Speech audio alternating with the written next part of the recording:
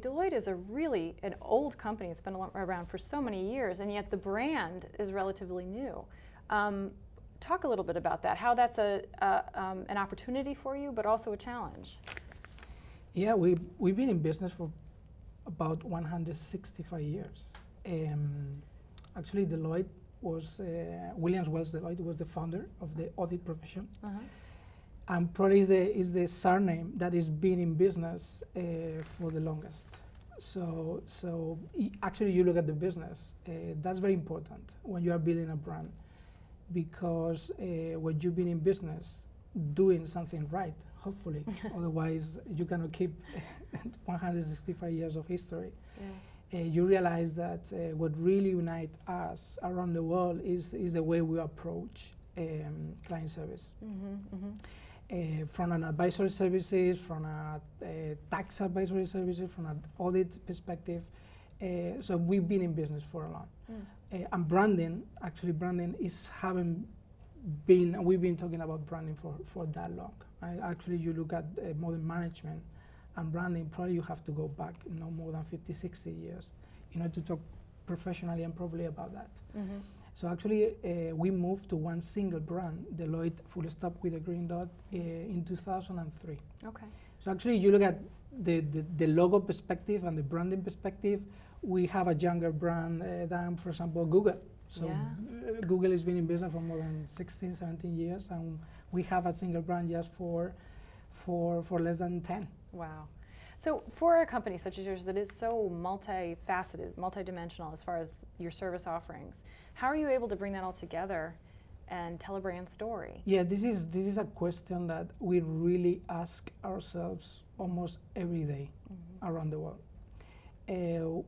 We have a complex business model, but we think is the right business model. The C-suite, CEO, COO, CFO, CHRO, CMOs, all these guys are facing more and more complex issues. They have to work together. And our business proposition is how we actually help the whole C-suite to make decisions. So you can do that in a more tactical way with one of them, but actually you want to solve complex issues from M&As to any other kind of business issues. You have to think in a very holistic way.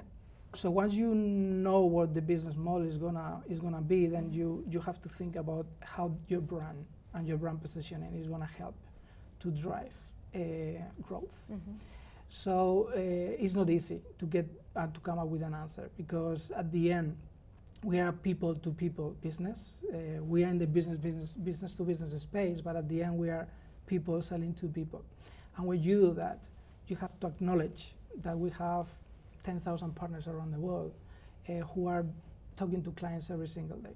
So you need to find the right balance between personal branding and the way we present personally to clients, and we build trust, personal trust and relationship with clients, and how your corporate brand helps you to bring that or to elevate that trust with the clients. You have sort of taken the concept of think global, act local, and transform that to it's think holistic, act personal.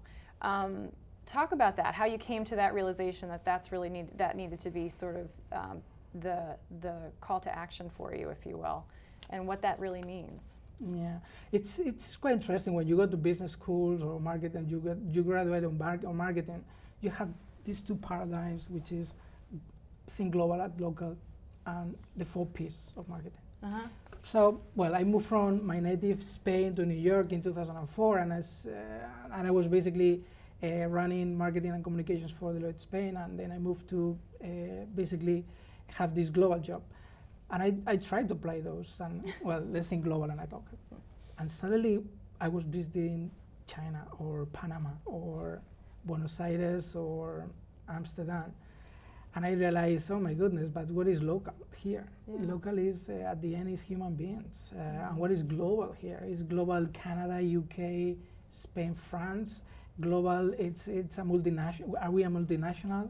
So I started changing global by multinational, but then I realized that we are in a business where everything you do has an effect on something else. So you think about the tsunami in Japan. At the end, one natural disaster provokes that many countries in Europe actually rethink the nuclear energy policy.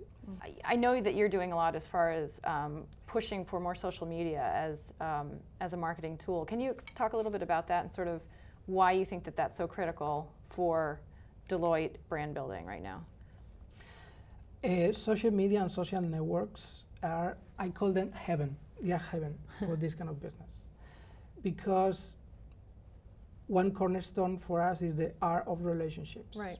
So when you based a lot and most of your marketing activity around relationship building, when you suddenly have the opportunity to get and connect with millions of people through clicks, that's huge. So we didn't have that 6 years ago. Now it's something that is here to stay. Let's see who are going to be the main players in the industry in the next years. But the concept itself is gonna stay here. So you just look at the life cycle of our talent or our clients, it's unbelievable. So let's focus on just one person who wants to work for Deloitte. That person is going to apply through a process, but that person has shown an interest already. Being able to interact with that person as personally as possible from the first second is very important. And now you can do that through social networks.